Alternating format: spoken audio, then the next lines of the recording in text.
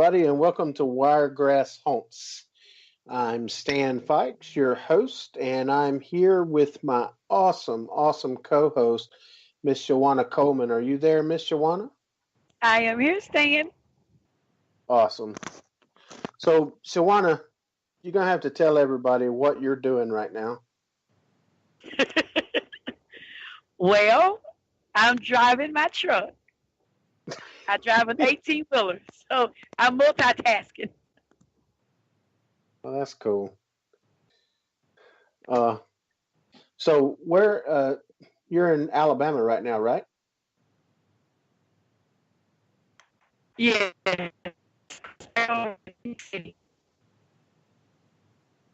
Okay. That's cool. That's cool.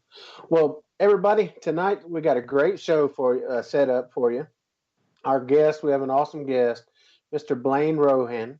He is a really interesting guy.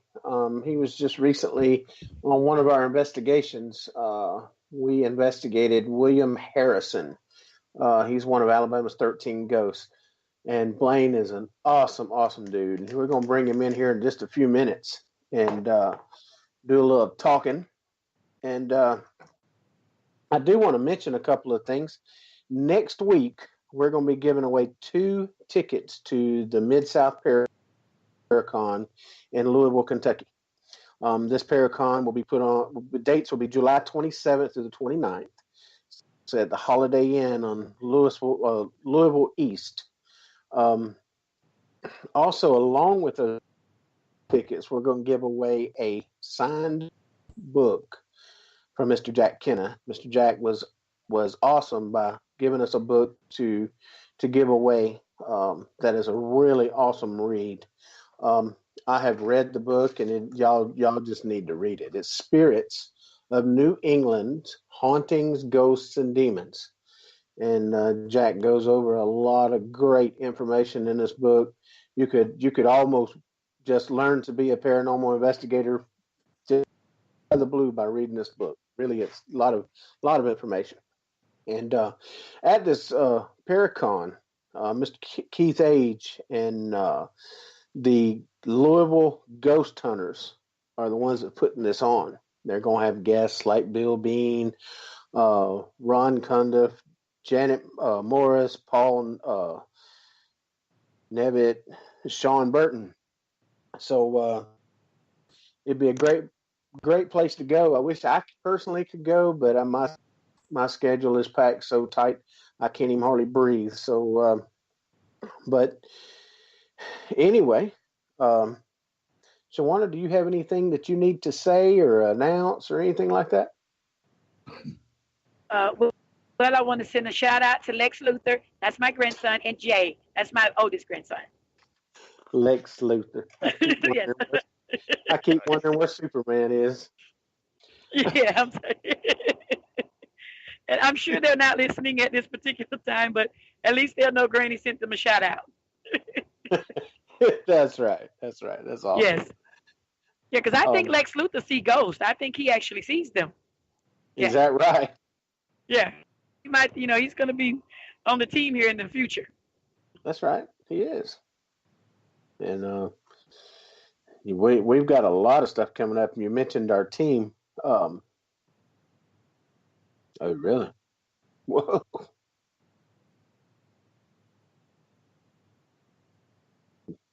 That's cool.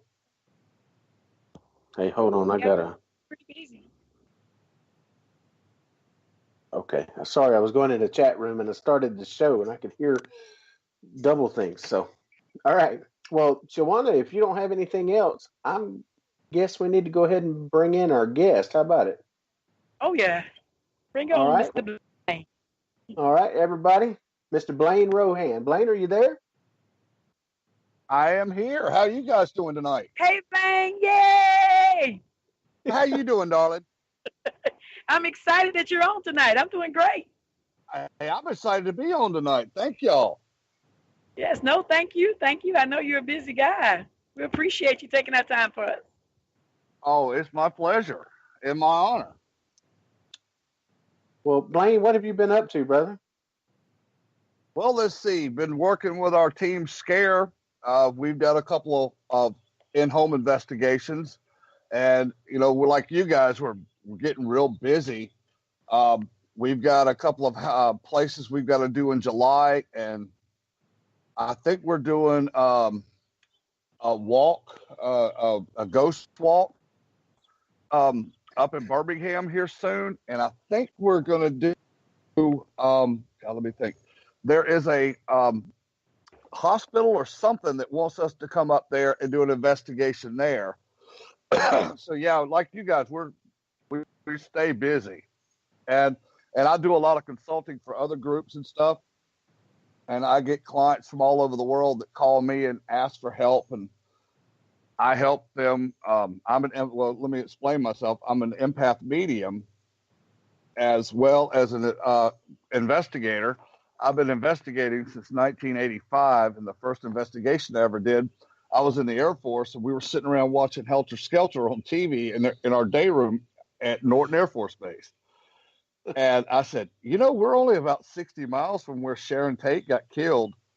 Oh, so we decided we're going to load up in the car. We had a flashlight, a cassette recorder, and what else do we have? I think that was about it. We only had a couple little things to bring with us, and we got up to the house. And I do laws. If I was on the street, I was still in public domain. I couldn't get arrested. I couldn't get in trouble for trespassing. Well, an LA County sheriff came up there and asked us what we're doing. At the time, nobody even had a name what we're doing. I said, I think we're trying to find ghosts. And he goes, I get off in 10 minutes. Do you mind if I come back? I said, please come back. That means you don't throw my butt in jail. And he just laughed. 10 minutes later, he came back. We had a Polaroid camera, too. I forgot about the Polaroid camera. So y'all were old school. Dude, nobody had equipment back then. Hell, I never investigated before then. It was like, hey, we were just doing it on the fly and seeing how it worked. But it actually ended up pretty good because, I knew a lot about the case of, Charles Manson's family going killing Sharon Tate and several others. Well, I asked them, we had that cassette recorder, and I asked like 5 questions. And I asked Sharon, I said, Sharon, are you still here? And clear as day, dude, the first EVP we ever caught was Sharon Tate saying, they killed me and my baby. Oh, damn. Wow. Oh, it was like, holy crap. Then I asked Abigail Folger, I said, what was your family known for? And she said, I'm a coffee heiress. And then I got Jay Sebring, who cut hair for the stars. I said, Jay, what did you do for a living? He goes, I cut hair. And out of the 5 questions I asked, I got 3 answers back. And I don't remember what the other 2 questions were, but I remember those vividly because, it's the first EVPs you ever caught. It's like, oh my God, this is so cool. We didn't even know what an EVP was. We were just hoping to catch something on tape, But yeah, it was interesting there. That's how I started investigating. And I've investigated all over the United States. I've been to most of the major places you can go to that investigate, just having fun. And one of my funnest investigations was actually with you guys down there at the cemetery. We had a blast.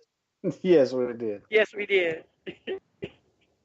Yeah, well, I'm ready to do that again. Dude, anytime you tell me, and I will haul my butt down 231 and come meet you guys again.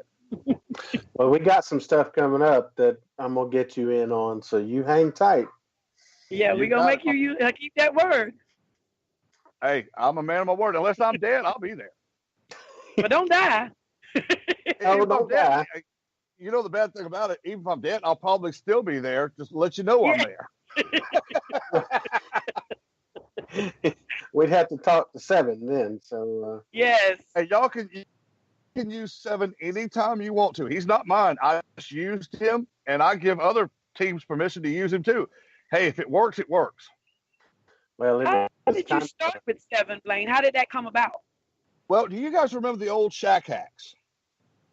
the old Radio Shack radios that they took some pin out and it ran through the stations. Yes. Before you got all these nice fancy ones. We started asking, and a buddy of mine in a group up there in Gettysburg, he goes, try using a technician. Ask for a technician. I'm like, okay. And I asked for a technician that first night we played with it. And he goes, hello, I am 7. I'm your technician. I'm like, oh, sweet, cool. And I've used 7, oh God, going on about 9-10 years now. And I use him on every investigation I ever go on with anybody I go with. And he's always come through for me every time. Well, we were recently on an investigation. In fact, it was Scott Haggard investigation. And I was doing an actual EVP session, but I ended up using the app that you gave me just to try it out. And just as plain as day, I asked a question, and then as plain as day, I heard Blaine. And it was like in a question format. And I'm like, 7? And then it had answered me and said yes. And I'm like, well, I don't know where Blaine's at, but I'll get in touch with him. And it's kind of like he was like, okay, and then just disappeared. Yeah. And I heard a couple of times later in the night, and I asked him to help me. So I kind of used him anyway. I told you to use him. Hey, I don't own him, so if it works, anybody out there that wants to ask for 7 when they do ghost box sessions, use him. Be my guest. Well, it just kind of blew my mind and the client's mind when we got a positive response from that, and, on the spirit box as well. So I can't really say that the app was not working or anything, because we got the exact same responses from the spirit box. So it's it would be kind of hard to emulate on both devices at the same time. So I'll give you a good story. If anybody knows ITC, which is instant transfer communication, is what you're using when you use the spirit box. Well, we're in Tombstone, Arizona, and most people know Steve Huff because he does the videos on YouTube and stuff. We were doing one with Steve, and he come up to me and goes, dude, for the last 3 months, they have been asking for you on my box sessions every night. I'm like, yeah, I know. He just laughed. And we're sitting there at Tombstone, and not even 5 seconds in, it's like, hi, Blaine. And Steve Huff looked at me and goes, dude, they love you.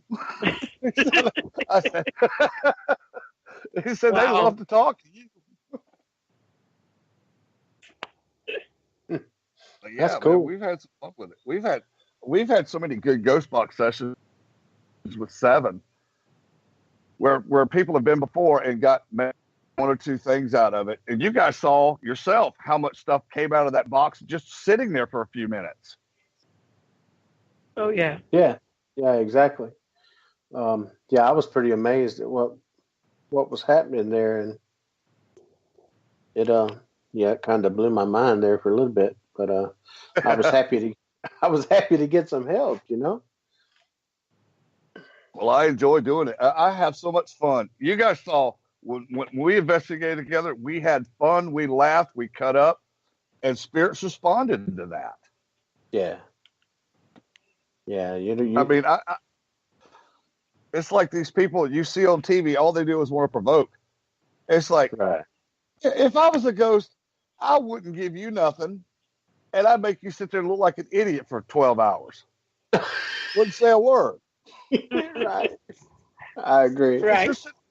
I mean, you wouldn't walk into somebody's house that you don't know and just start, cussing at them and threatening them. Absolutely. You're going to get 1 or 2 things. You're going to get shot or somebody's going to whip your butt. Right.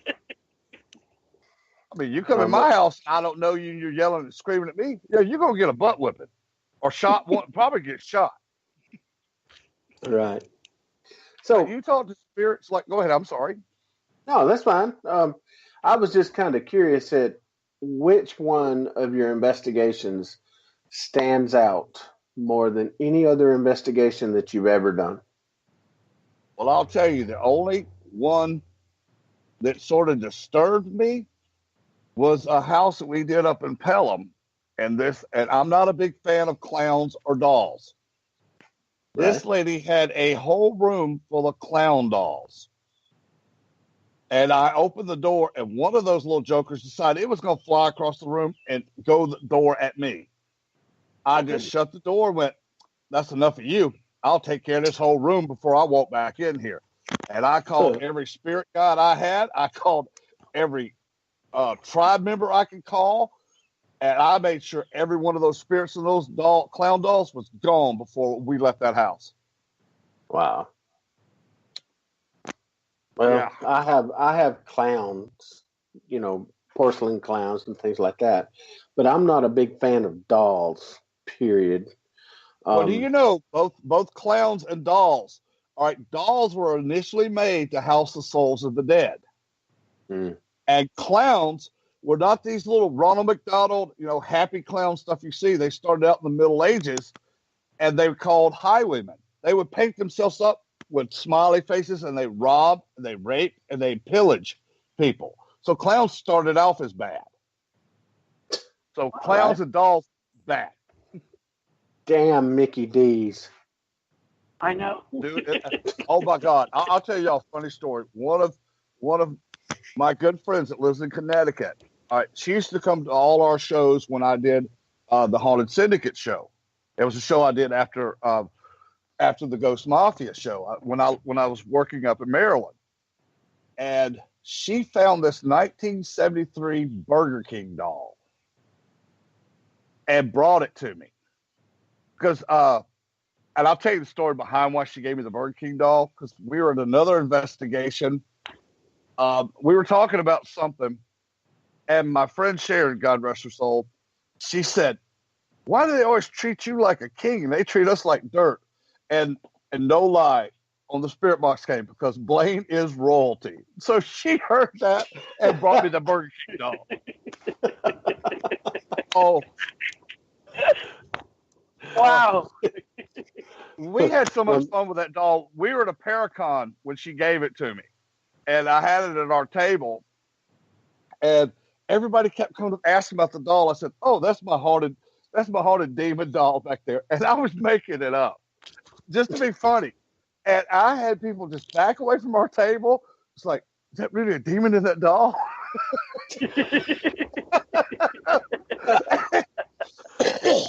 Then of course I told them I was joking. And I told him a story behind, like I just told you how I got it. Then everybody's like, oh, that's pretty cool.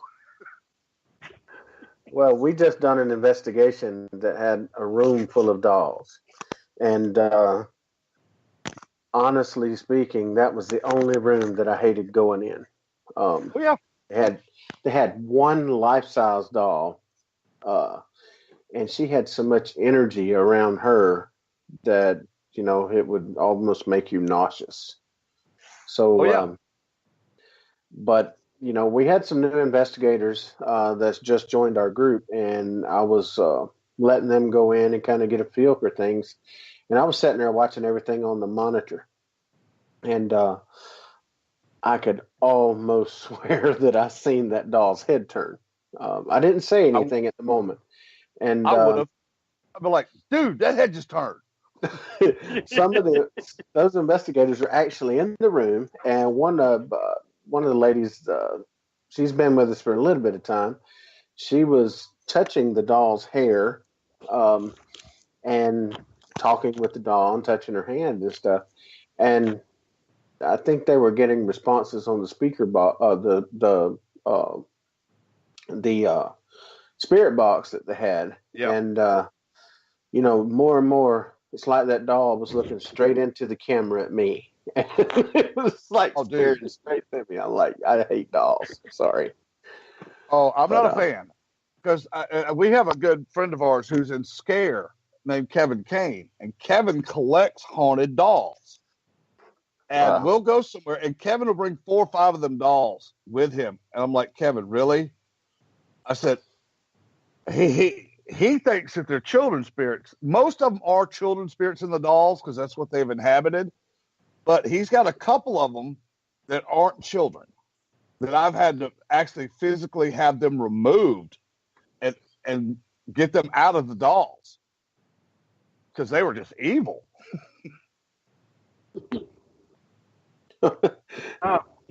I can believe the doll's evil, that's for sure. What do you think, Shajauna? How'd you like the dolls? I love dolls, but the one that that was life size, I just felt like at any moment she was going to be alive. And she reminded me, I don't know if y'all can remember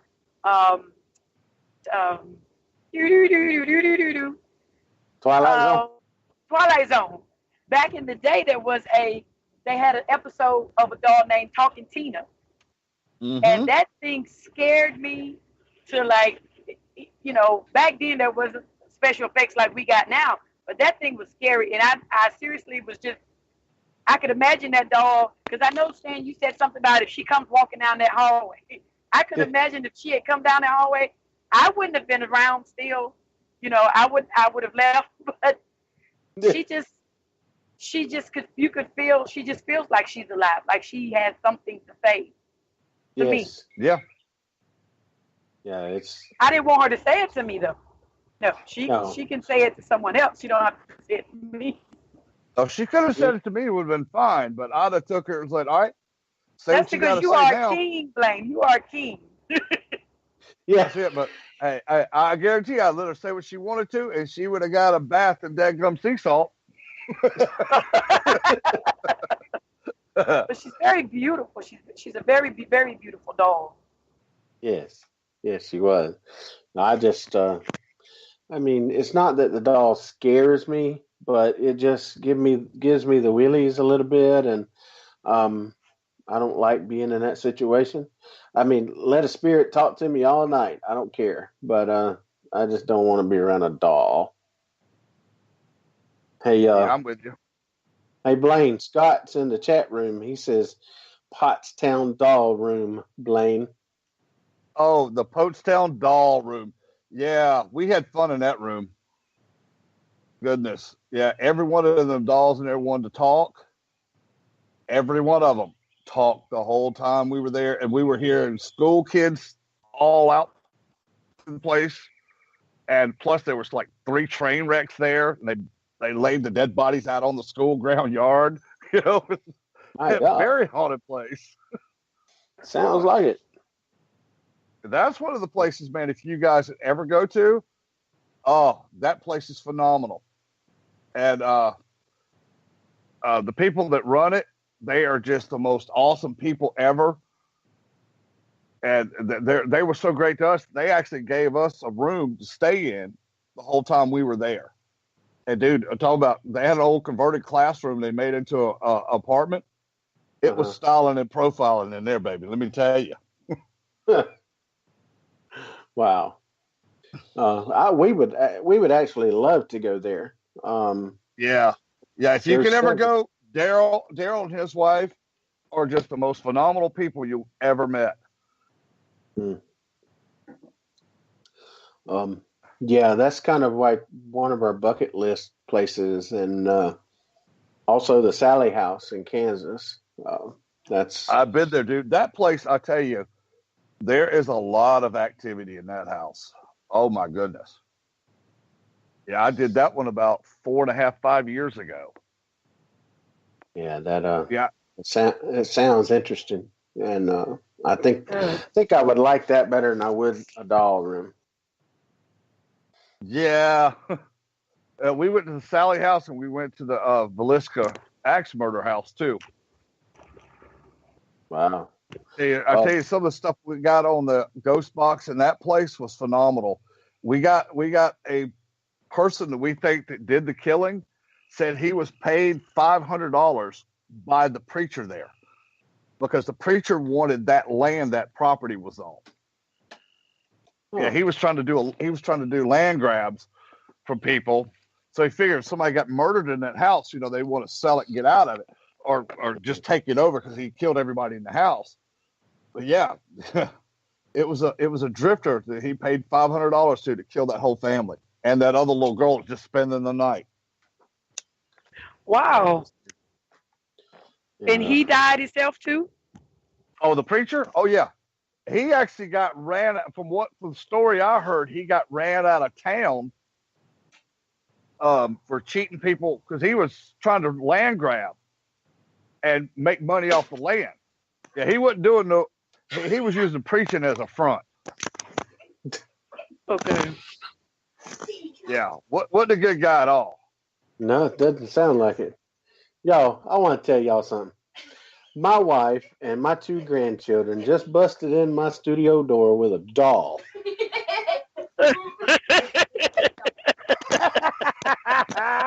So it's kind of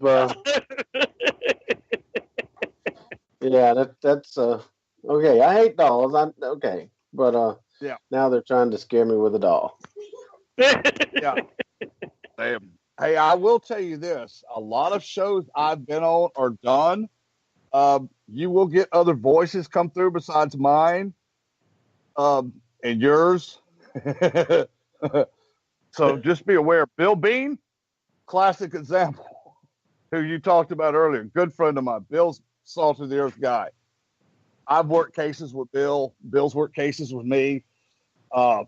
Yeah, I've known Bill a long time, and I've actually been to Bill's house, the one he grew up in. Bill stopped. It's in a little small cul-de-sac. Bill stopped at the top of the hill. Goes, it's that house down at the bottom of the hill. Bill would not get out of the car. He didn't turn the car off. And there's another family living in it now, and I just went out on the streets, right there, right in front of the house, and I confronted every one of the spirits that tortured him and his sister and his mother when they were little. I said, I'm a grown man, and I wasn't provoking or nothing, but I know what they did to Bill. So a lot of stuff, if you know about Bill Bean's story, you've probably seen it on the Discovery Channel 100 times. Mm-hmm. What they showed in the show wasn't even a quarter of what happened to Bill and his family in that house. Yeah. Nathan's good friends with Bill. Yeah, in fact, Terry Todd just recently had Bill on his show. Bill's a good guy, sure. Bill is awesome, and I've never met anybody that is kind-hearted or whose energy feels so good to be around. Bill's is. Yeah. He knows a lot about the Mandela effect, so yes, he does. Yeah, that was a great show last week, I believe it was. So, yeah, that's one to listen to there. That's for sure. Yeah, we've done so many shows with Bill. Go ahead. I'm sorry. No, that's fine. No. So since you've been into the radio business as well as paranormal investigating, and you had you were on the show like with Nathan and the Ghost Mafia Radio. I'm sorry, I had my notes to the side there. So how long did you do the radio, and what got you wanting to do the radio show and things like that? Well, we had all started out before Nathan. I had met Nathan and them. I was doing other radio shows as guests on different shows. Well, I had a friend of mine I met, through social media and stuff named Scotty Rourke. Well, we all started out on Z Talk Radio. Scotty's show started Monday, ours started that Tuesday. And I've been off and on doing it since, God, when did we start Ghost Mafia? Jeez. About 7-8 years ago, I think. Yeah, I just love doing shows, and I produced a lot of shows on Pair X as well as Z Talk Radio, which Scotty left and formed after about a year or so, when we were on Parax Radio. Mm-hmm. And we just had a good time. And I did. Let's see, I've been a host on the Ghost Mafia, the Haunted Syndicate, Ghost Hunting Southern Style, and we did. Me and my friend Kim Johnston, great author, wrote a book called Hate Blue. If you haven't read it, go please buy the books. They are so good. Yeah, it's on the way. She's supposed Right to be on. on the show the 5th of June. Oh, right on. You'll love having Kim on. Kim is very versed. Kim has learned a lot since she first started, and Kim is a great investigator and a great team leader, and she's a great writer. So if you haven't read her books, Hate Blue 1 and 2, she wrote Haunted Shelby County and I believe she wrote Haunted Talladega County too, which all are great books she's written. Great guests to have too, but she was fun doing the radio show with. And I've probably been a guest on I don't know how many shows. Huh. Well, I had tried to get her on the show tonight with you, but she had another show or another engagement tonight. So I gave her some other dates, and she decided on the 5th of June. So I can't hardly wait to hear about you with the Hate Blue and Miss Kim, and maybe at a later date I can get both of you guys on the show together, and you can. Oh yeah, that'd be great. Oh, we'd love to do it. If you can catch us a time we're free together. Me and Kim love talking about ghost hunting. So, right. We've had some great adventures together. Let me tell you. And So, I'm just honored she put me in the book, both books. So right. Well, like I said, I've got a copy on the way. Oh, dude, it is such a great read. Even if I wasn't in the book is so good. Well, I'm gonna give it a read, and I love reading anyway. So that'll be a good thing for me to do when I'm not doing anything. Which is very rare, but there are times. I understand. So you investigated the paranormal old school, all right, and now you're still investigating, but you're using new school ideas, new school tactics, new school equipment. Which one do you like better, and why? I like combining both because there's some things old school I still like to use. I like to use a compass. I like to use dowsing rods. But I love ghost boxes. I love immediate communication with spirits. And when they answer you is just amazing to me. I've done this for a long time, and I still get excited every time a spirit comes through a ghost box, or we catch an EVP, or you catch a picture of something cool. I still love all of it. Well, I've been wanting to do. I've been talking with Terry Todd from Voices Carry, and I want to set up, and I'm working on doing that. And I've got a couple of places that I'm working on getting to do an old school investigation, like the first half of the investigation, and then kick into the new school stuff and compare what we have, as far as evidence and that type of thing. And I'm gonna get one of those old magnetic recorders, and which I had one and I just can't find it. But Terry and several other people tell me that you get a lot of great stuff on that, and it's just really, really Class A stuff. EVP, oh yeah, dude, type of thing. So the old cassette tapes or old metallic tapes, they are great. Yeah. But if you've used both, and they're great both to use. And like you said, dude, that would be awesome to do a half investigation old school with compasses and cassette recorders and dowsing rods and you know, salt on the floor or powder on the floor, Right. whatever, and see what you get. But yeah, dude, old school. Hey, there's nothing wrong with old school, and there's nothing wrong with new school. If you could combine both, why not? Right. I agree. And even go back to using like a film camera and see what you pick up. Like the old 8mm or whatever it is, 9mm. Yeah, camera. like the one. Yeah, whatever you know, just an old camera that uses film. Huh, that might be.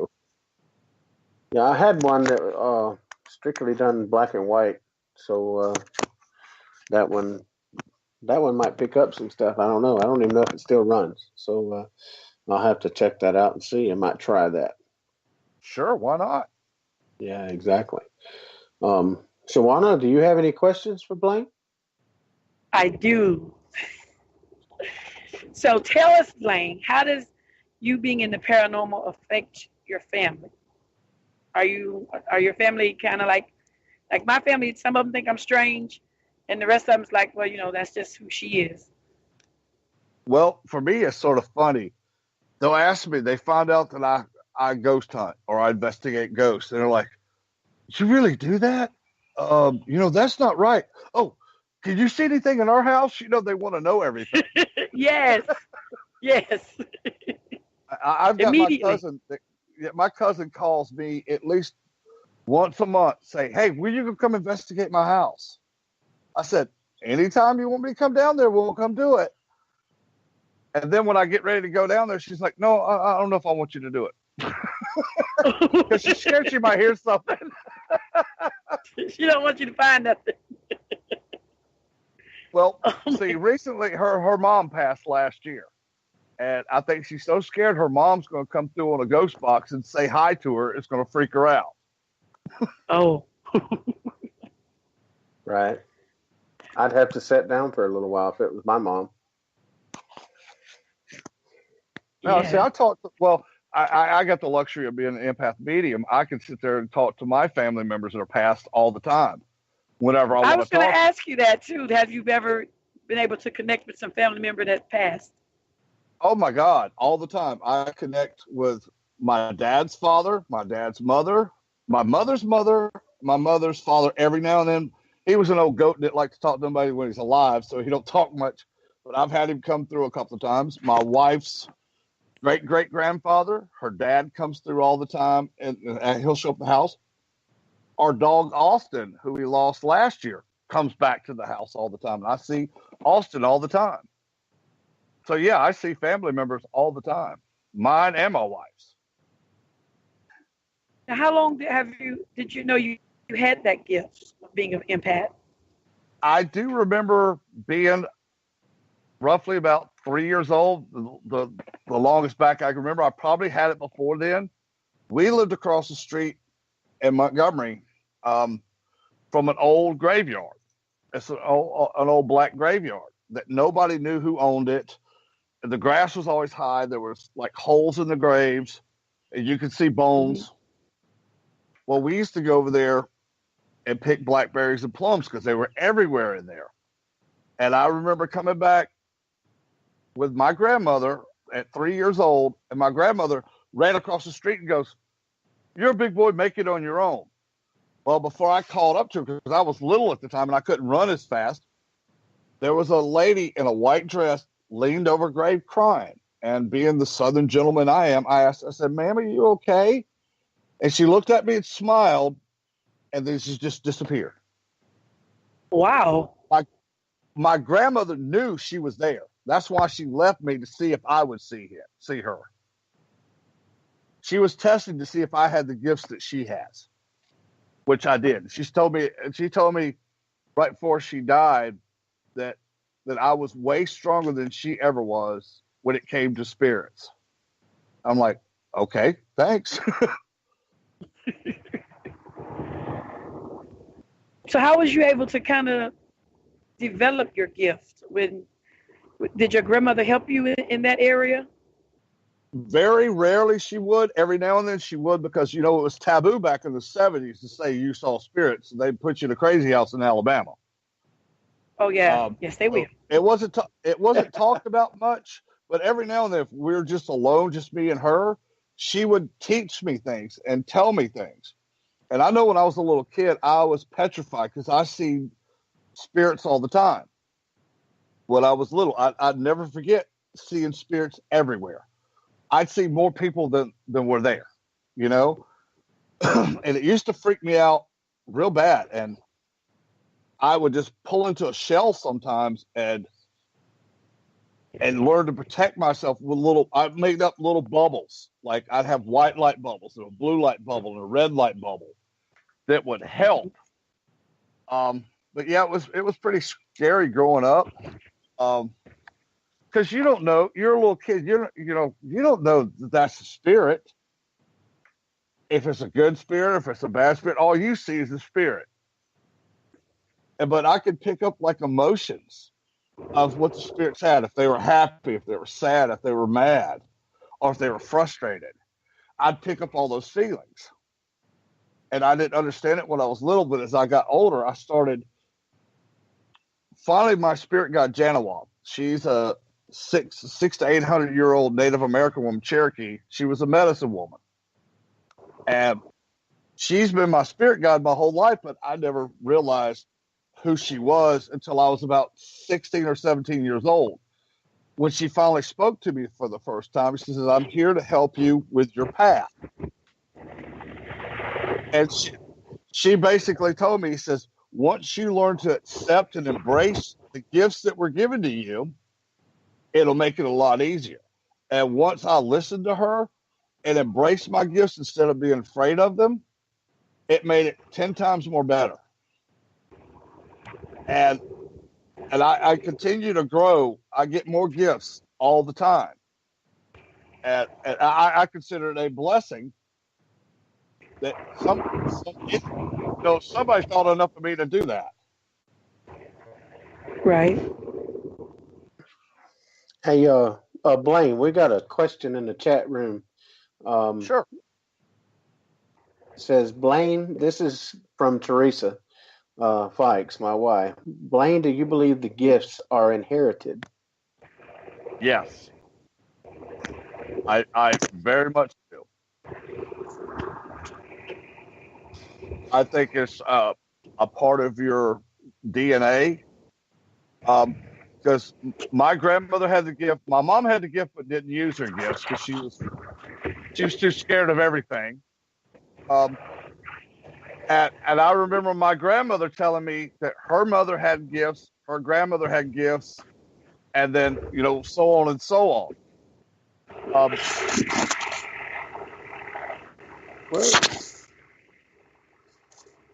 I don't know what that was, guys, but it almost Blaine, is like running water. Shajauna, are you with us? That's Blaine's spirits messing with the stuff. That's not me. I thought it sounded like it was on Blaine's end, but Blaine? I don't, I hear it just as well as you guys do. I told you, weird stuff happens when I'm on a radio show. Well, maybe later. Yeah, that's why I said, no, that's Blaine's guest. That came with Blaine. Nathan says it's water. Yeah, it sounded like running water. Yeah. It sounded like somebody had what was right by a stream, or somebody was running water in a sink or a bathtub. Well, my first thought was a toilet. But I'm not in the bathroom. It's about the size. I'm sitting out on my back porch. It's not me. I'm in my studio, so I don't have a bathroom in here, so yeah, no running water at all. If I go to the bathroom, y'all gonna hear a door open because I'm sitting literally out on my back porch. Wow. I don't know. Do you stuff happening to you when you go different places? Like always, something is always happening. Is that the normal for you? Every day, every time. Okay. Yeah. At first, it took me a while. It was hard for me to be at hospitals or funeral homes because I'd always see dead people in the hospitals. I always see them at funeral homes. Now it doesn't bother me anymore. But, when I was still trying to develop my gifts and stuff, hone in on my gifts, it would get bad. There were some churches I couldn't even walk into because there was dead people in the church that would ask me questions while the church was going on, Wow. Dang. So you do see dead people. Yes. Every day.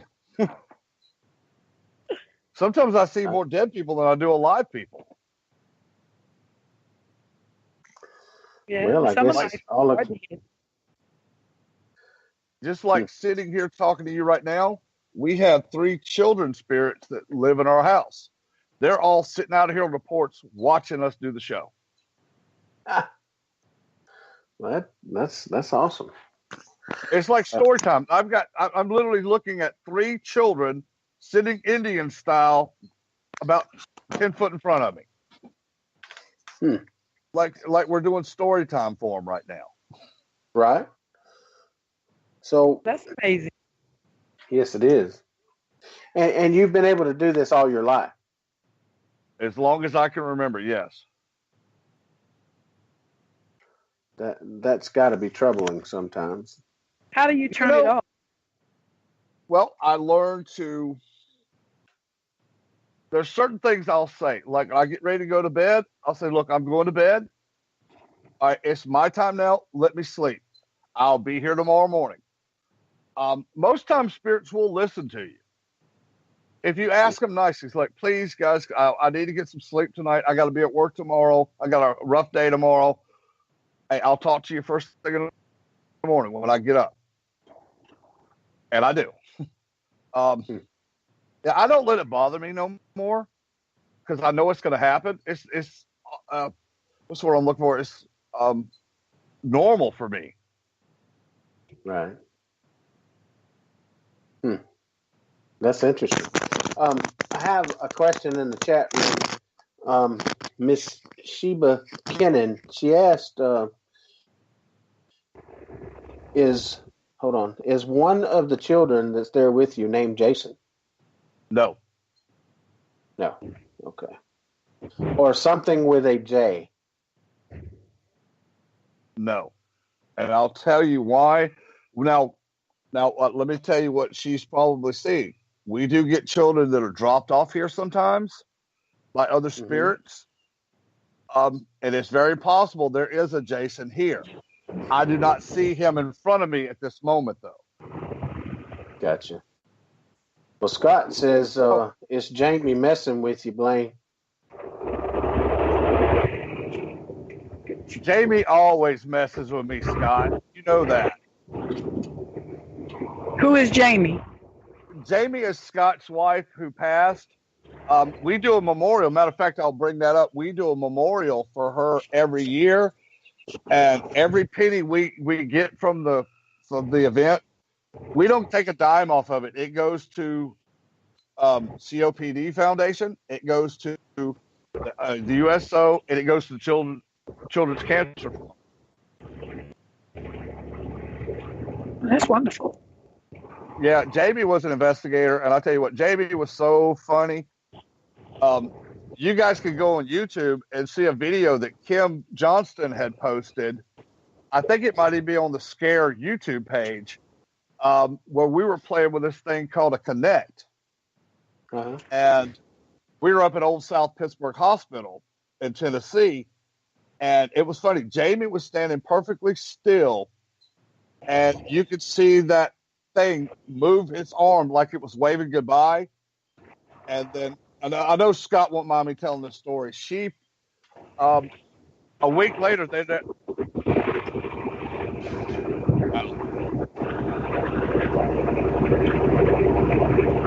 Whoa. It's back.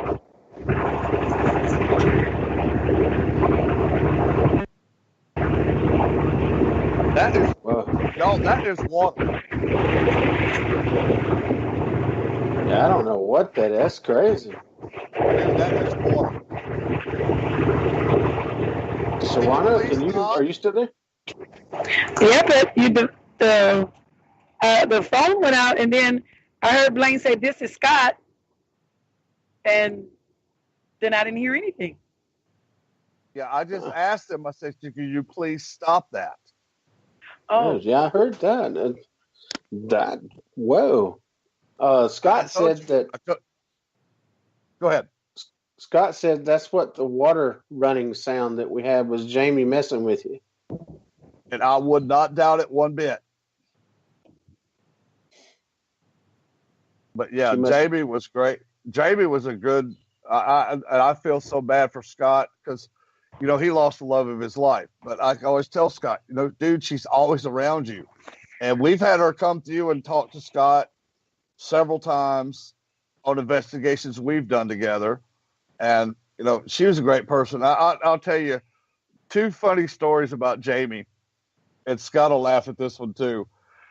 We were at Sloss Furnaces at an event we had up there, and we're sitting down in the boiler room. If you've never been in Sloss, there's a boiler room underneath. And we were in there, and I'm about good 3 or 4 feet away from Jamie, and a spirit decided just to sock her in the arm. And she looks at me and goes, "Blaine, what'd you hit me for?" And I'm like, if I had arms that long, you think I'd still be here, and some joke like that. and then she realized, like, holy crap, a spirit just blocked me in the arm. But the look on her face was priceless. Oh my God, it was so funny. Me and Scott couldn't stop laughing. And then after that little part, we were walking to go back into where the stage area is to let another group go out or do whatever. I think we're just going to get something to drink or eat. And Jamie's just walking along, and she trips over thin air and lands on the ground, just face plants. And I'm like, holy crap, she's dead. And she was so embarrassed because she tripped over nothing. Then she finally looked up and said, and goes, "I'm okay." And then, of course, me and Scott started busting. Once we found out she was okay and not dead, me and Scott busted out laughing. I couldn't stop laughing because it was so funny, just the way she did it. I mean, she tripped over dead nothing. that sounds like me. Oh, but yeah, Jamie was. Go ahead. Scott said, "Oh my God, ha ha ha, that was funny as crap." Oh, dude, we laughed, and Jamie laughed at it later. She's like, "I'm just not having a good day. I get socked by a ghost, and I get tripped over by nothing." I'm like, "You got some skills, girl." Maybe it was that same ghost that tripped her. Did you ever think that? It could have been. But yeah, dude, I mean, I looked back where she had stepped. I looked like a crack in the sidewalk or something. Nothing. She just tripped over plain air. And it probably wasn't ghost tripped her. Wouldn't doubt it at Sloss anyway. Yeah.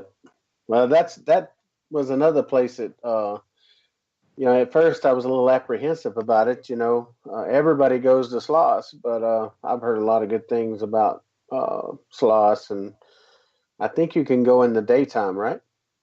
Yeah, it is. The problem is with it now, though, is they've got so much other stuff going on there, like weddings and receptions and all kind of other crap, and they don't really like the ghost hunters up there anymore. I mean, you can still go during the day, but you're going to have to deal with a lot of contamination with all the people there. People just looky-loos that like to take pictures of historical places. You got to worry about the cars going over that bridge because it makes a lot of noise. If they got the train running behind it, yeah, you get a lot of contamination, but you can catch a lot of cool stuff there too, though. Yeah.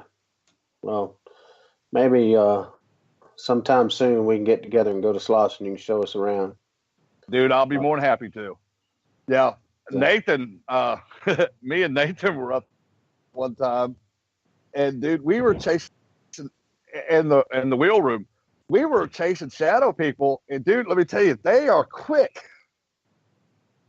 It was like I was on one end and Nathan was on the other, and it was like, all right, Blaine, I'm gonna lead him to you, or I'm gonna lead him to you.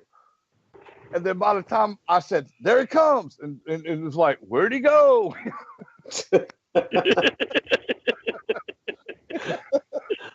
Okay. Wow. That's interesting. Well, Shajauna, do you have anything to say before we go to break? No, I can wait till after break. I want to hear about, I know Blaine is a Reiki master. I want to hear about that and how he ties that in with the paranormal, because I think that's something we can all learn from. Because I study Reiki myself, not to the level that he is. I'm not a queen, but I'm trying to get there. Yeah, I'm trying to get there. Well, that'll be good. So what we're going to go ahead and do, and you guys will just hang tight. We're going to go to break, and we'll hear about some more stuff when we come back. And everybody, we want to thank you for listening to Wiregrass Haunts. Give us about 10, 15 minutes. We'll be back at you. We built this city. We built this city on rock and roll. Built this city. We built this city on rock and roll.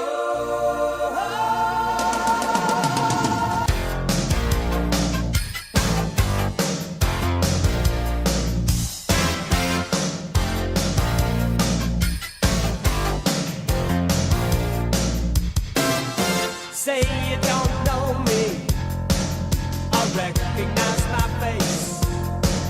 Say you don't care who goes to that kind of place.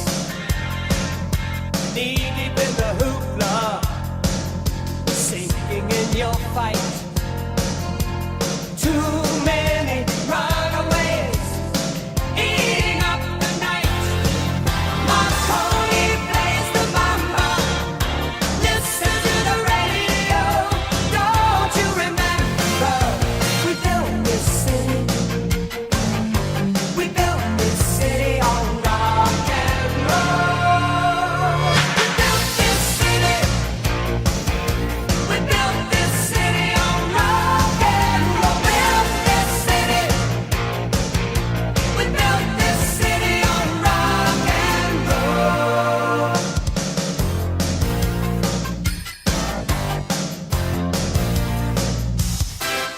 Someone always playing corporation games. Who cares? They're always changing corporation names. We just want to dance here.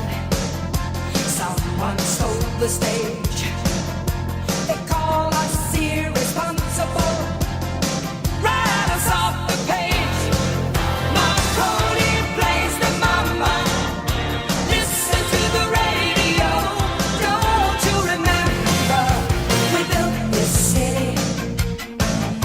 We built this city on rock and roll. We built this city. We built this city on rock and roll. Built this city. We built this city on rock and roll.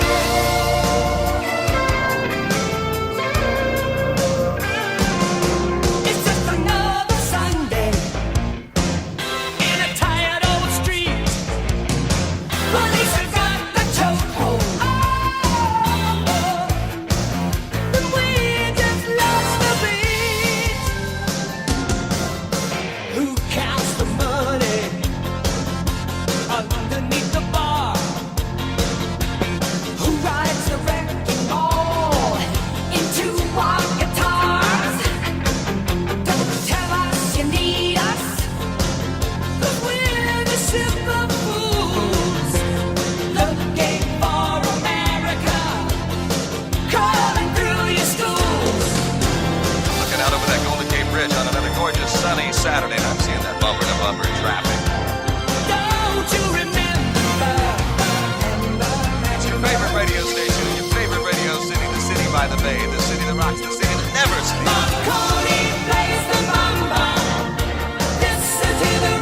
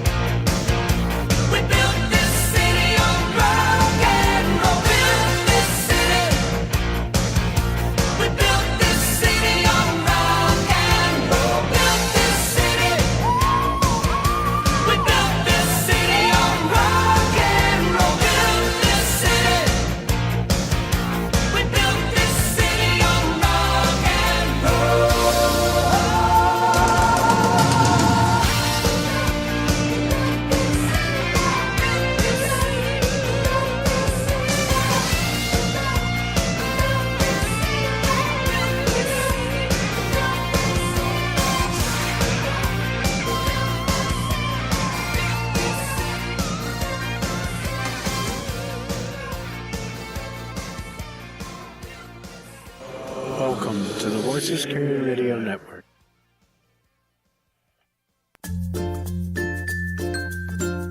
Are you looking for web design, press releases, blog posts, product descriptions, academic writing to cheat in class, social media marketing, and even logo design? Don't worry, there's a lot more, but I'm not going to list them right here. You need to visit Arden Marketing Enterprises at arden-ent.com. That's ARDEN-ENT.com. Or, if you would like to speak personally to the owner of Arden Marketing Enterprises, call Teresa Fikes at 334-648-1214. Again, Teresa Fikes at 334-648-1214. Get on it.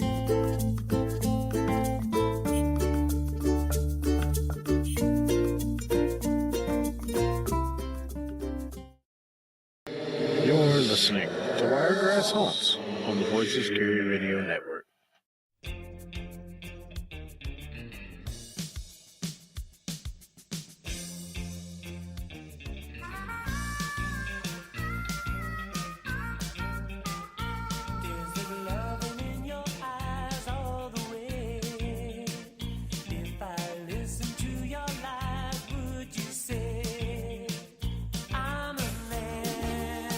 Without conviction, I'm a man.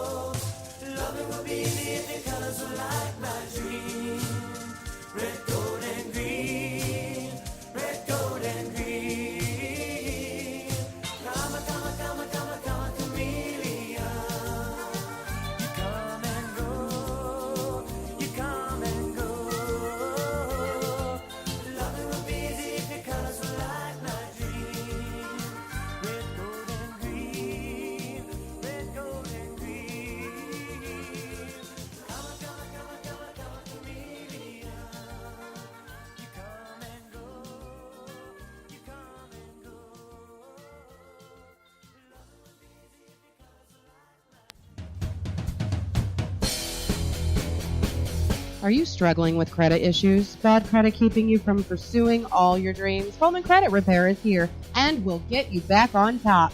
It does not matter whether you have had any negative marks on your credit report, repossessions, bankruptcies, foreclosures, tax liens, medical bills, student loans. All of these things are negative to your credit report. However, Colman Credit Recovery can help you and your credit recover in a way that will make you feel like you are back on top of it all. Give Shajauna Colman a call today and find out for yourself how Colman Credit Recovery can get you back on top of your game. Call today at 334-405-4351. Again, the number is 334-405-4351. The only regret you might have is not calling Colman Credit Recovery sooner.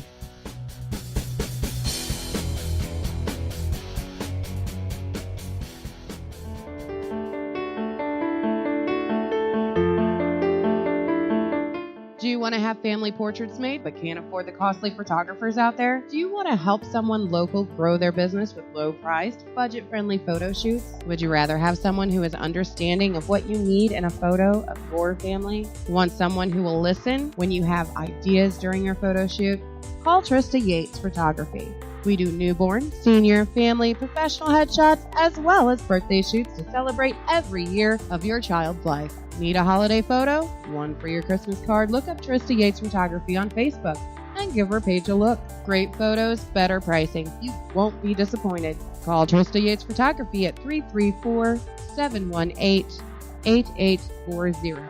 Again, 334-718-8840.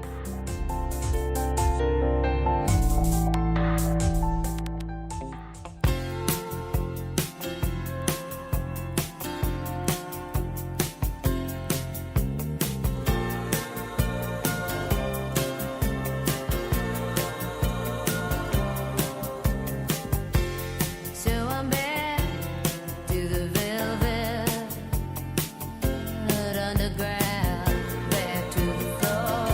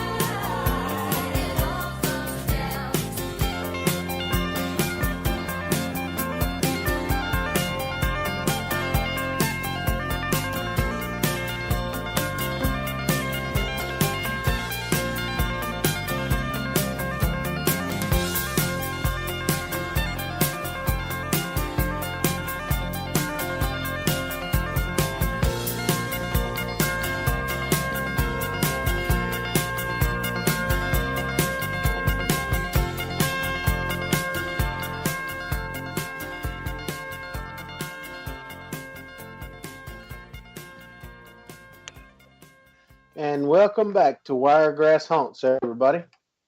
We are halfway through the show. I can't believe it's gone this fast. Can you? I know. It seems like time is just flying, and there's so much to talk about.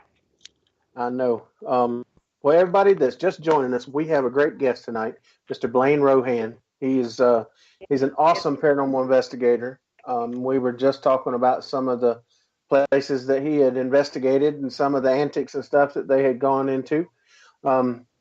So if anybody has any questions they want to put in the chat room here in just a little bit, we'll go into some more questions and things. But Shajauna, I think you had some questions for Blaine, didn't you? I do. I study Reiki. I'm still a newbie at it in a lot of ways.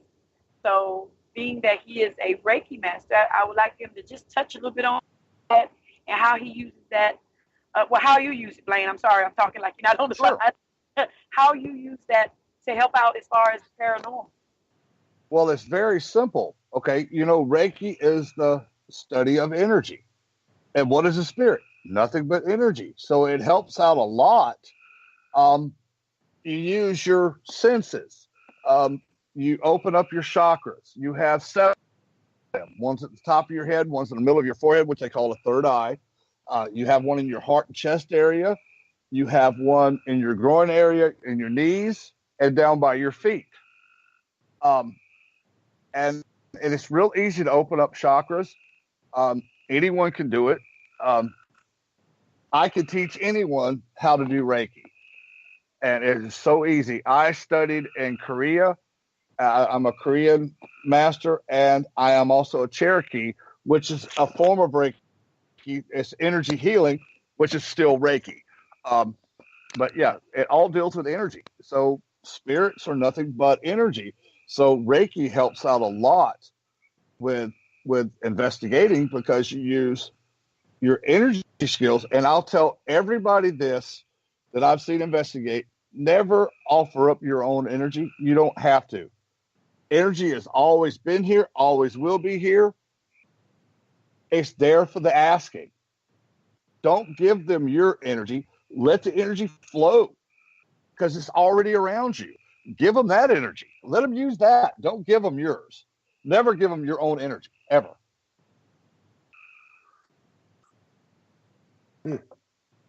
Interesting. Shajauna, you still there? I am. I think I was hitting a dead spot because my was kind of going in and out. No, I'm sorry, guys. It comes with the territory where you try not to run people over. Understand? Yeah. We don't want that to happen. We'd rather you be safe. So did he answer Go ahead. Sorry. No. Go ahead.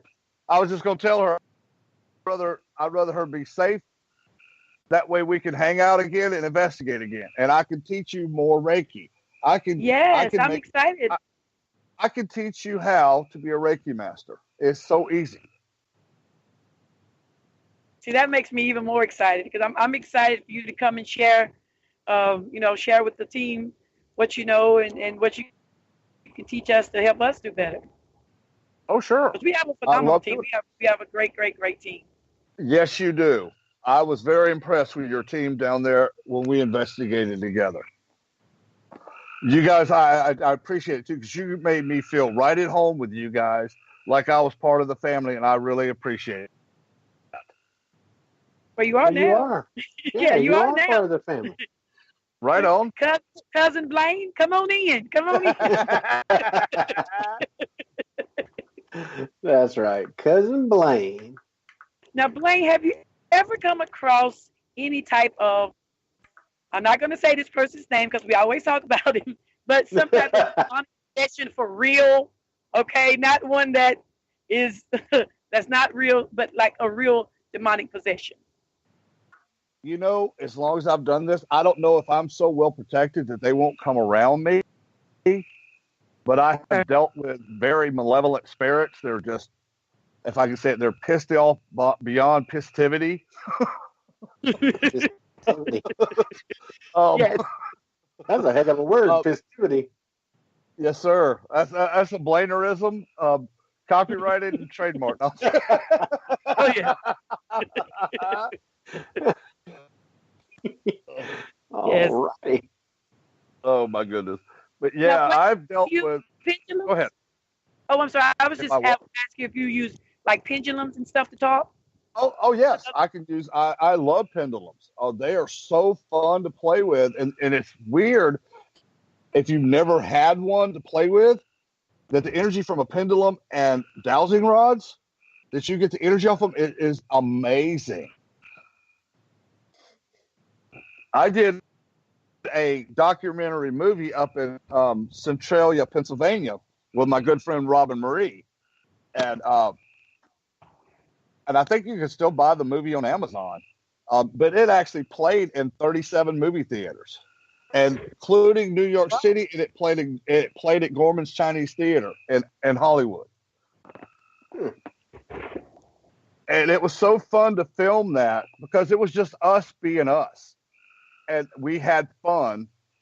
And we actually found a lady whose family was buried there at one of the graveyards in Centralia. We met her earlier in the day. We were at a mine, and we took the mine tour because I'd never been in a mine before. You know, that when they dug stuff out, and it was interesting. We met a woman whose family was there, and she ended up being in the film, the documentary film we did. And at the very end of the movie, or the documentary, it wasn't a movie because we didn't act at all. We were just being filmed, doing what we do. But I want to get people straight. No, we wasn't actors, and we didn't do this. We did it. We had a film crew actually film us do the whole thing. So, a company called Silent Wolf Productions actually did the production of it. But the only thing we got out of the whole thing, they fed us. And everything else we did on our own. We paid for the hotel ourselves. We paid for the travel up there ourselves. So I didn't make a dime off the documentary, but God, it was so fun to do because it was just us being us, and they filmed us being us. And the lady, and it was funny. I'm sitting there in the filming, and I've got a pair of dowsing rods in my hand, and I'm not paying attention. I'm watching my dowsing rods, and her great grandmother's name was Elizabeth.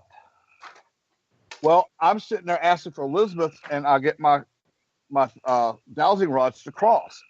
And when I give across, I say, "All right, thank you. Can you clear them? Can you open them back up?" And they open right back up. I didn't even realize at the time that I was standing right over Elizabeth's grave. I just happened to. I had some sweat in my face. Wow. I put my head down to wipe the sweat on my brow, and I said, "Oh my God, I just found Elizabeth, or she found me." That is amazing. Good Lord. Oh, yeah. I'll try to see if I can get a copy of the movie from my friend Robin. I've got a copy here, I think, that I'll try to make copies of. And next time I come down, I'll bring you guys a copy of it down. Oh, that would be great. Hey, Yeah, I actually go ahead. I just have a question in the chat room, real quick. If you got just a second. I do. I'm on your time. Well, Miss Sheba Kennan, she asked, "Does fear and happiness give off different energies?" Yes, they are vibe. It's like for me. Just say I walk into your house and you and Teresa have been fighting that day, but when I walk in, you're all smiles and happy. I'm not saying you did. I'm just using you as an example. I got you. Yeah. Sorry, Teresa. I wasn't meaning nothing serious. I'm just making a statement, using you guys as an example. I can walk in and pick up that anger, and it's actually stronger than your fake happy that you're trying to show, put up a front. Yeah, so it is a different energy. Yes. Wow. And the easiest way to describe it is the same way that we feel anger and happiness and sadness and stuff like that.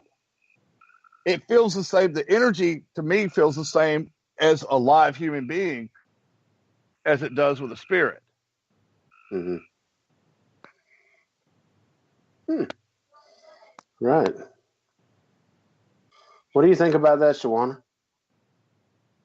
Well, I agree. And I say that because I believe we all know people that when they come around, you immediately just, you hate to see them coming because they have such heaviness on them that they don't have a good spirit with them.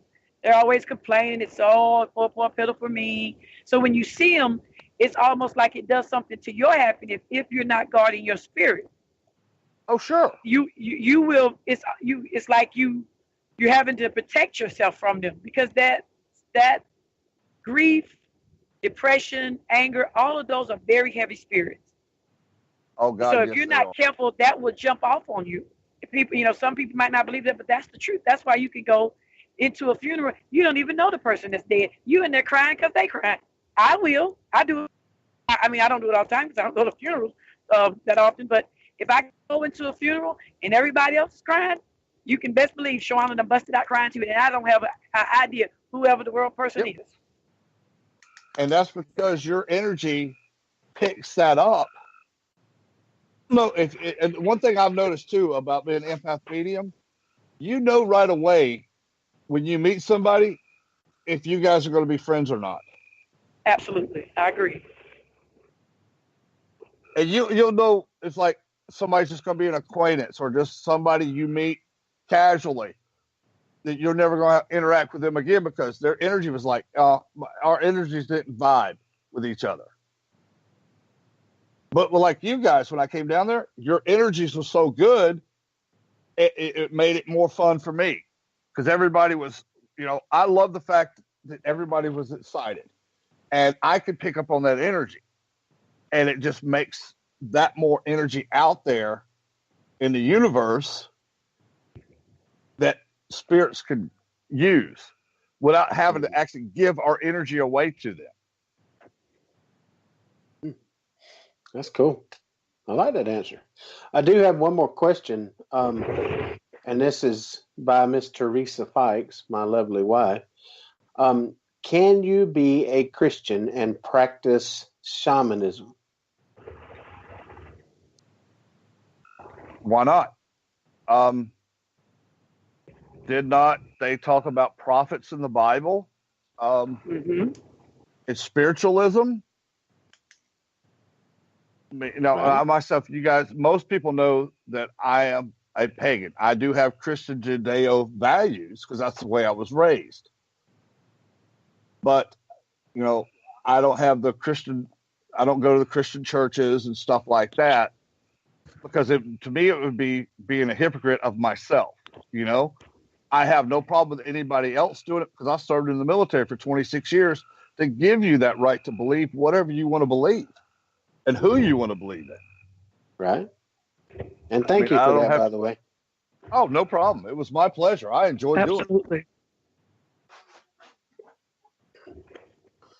So, but, yeah, you can still practice spiritualism, shamanism. If you like, it's up to you. You can practice whatever you want to, whatever you believe, whatever you feel. The way I look at it, if the way that I was taught in the Christian church growing up, God gave you that freedom of choice. Whether you want to strict adherently, because there's a lot of stuff in the Bible that are great stories, and they might all be true. I don't know, but they're great moral stories. They're great lessons. Do whatever you feel best is best for you.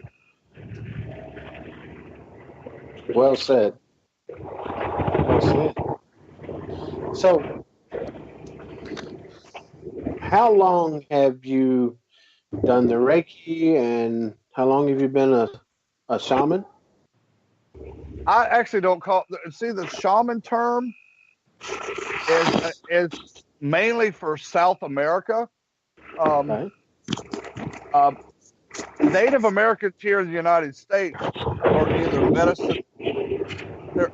They're healers. They're medicine women or men. Both of them have the roles. But yeah, shamanism is more something about Central and South America. We got our water back, Blaine.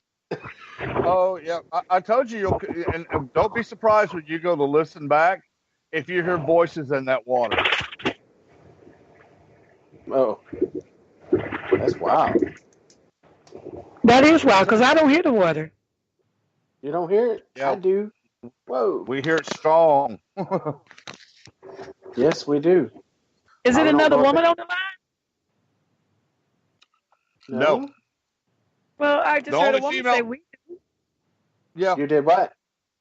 The woman, she just said we do. Yeah. Okay, I'm gonna just sit over here and. No. I told y'all when we got on the show that there will be spirits that come through. There's stuff that comes through when I do a show. It happens every show I've ever done. That's cool. And we've actually went back and listened to playbacks of our shows. And I knew who my guests are. I knew who my co-hosts were. I know all their voices. We would get other voices besides that on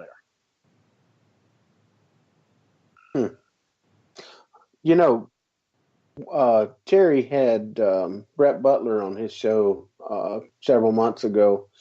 And when she was on there, I could hear very faintly another voice. And they were talking. Terry was interviewing her. Show was going great. And then it's like in my right ear, I could hear someone talking and asking questions. And I thought maybe it was just some sort of fluke, and I was actually hearing Terry. And but Terry quit talking, and I could hear that voice. It continued to like it was asking questions as well. And they will. That was the kind of a strange thing. And when we went to break, I told Terry, I said, Terry, is there somebody else on the line with us? And he says, no. And I explained to him what I heard, and he says, that's going to happen with Brett and people like Bill Bean, and he named off another person. And he says it happens every time. So I've heard some things tonight already. I just hadn't said anything. I'm actually on Skype, but I was listening through the Spreaker console a while ago, and I heard another man talking. Oh, yeah. And it wasn't me or you. It wasn't any type of playback or echo effect or anything like that. In fact, it was during one of the songs. I forget exactly which one it was, and then I heard the man, and he was saying something like tickle it or pick it up or something like that. And I couldn't make it out exactly. But so that's just really interesting. And it's going to be really interesting to go back and listen to this, because I go back and listen to every show. And I did too. Yeah, maybe one day I could learn how to do this stuff right. And I'm going to try. Hey, you're doing you're doing a great job. And I tell you, dude, you can ask Nathan. When we first started Ghost Mafia, we had so many glitches on our show. It was like I ended up having to because I'd have our chat room open. I'd have us on Skype. I'd have to put music in there between commercials and stuff, and we'd be off air. I mean, we're still on air, but we're not live mic'd anymore. You couldn't hear us come over the radio anymore. And we'd hear stuff like, this song sucks. Time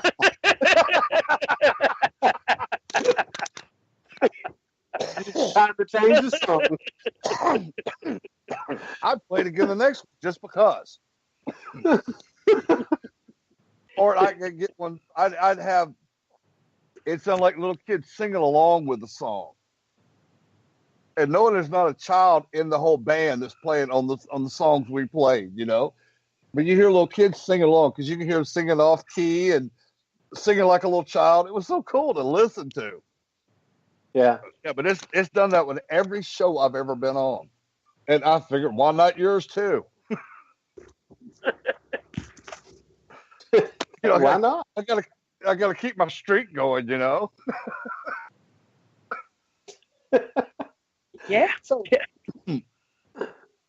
if someone told you tomorrow that you had to stop being a paranormal investigator and stop dealing with the spirit world and stop everything that you're doing that deals with ghosts and spirits and demons and everything, what would you say to that person? Oh shoot. Sorry, my headphones just died on me. Do you still hear do me? you want? Yeah. Do you I want me still to hear do you that? guys. No, unless my spirit guide Janawa told me I had to stop, I wouldn't. And that would be the only way that I would ever stop doing what I love doing. Is if Janawa come to me one day and say,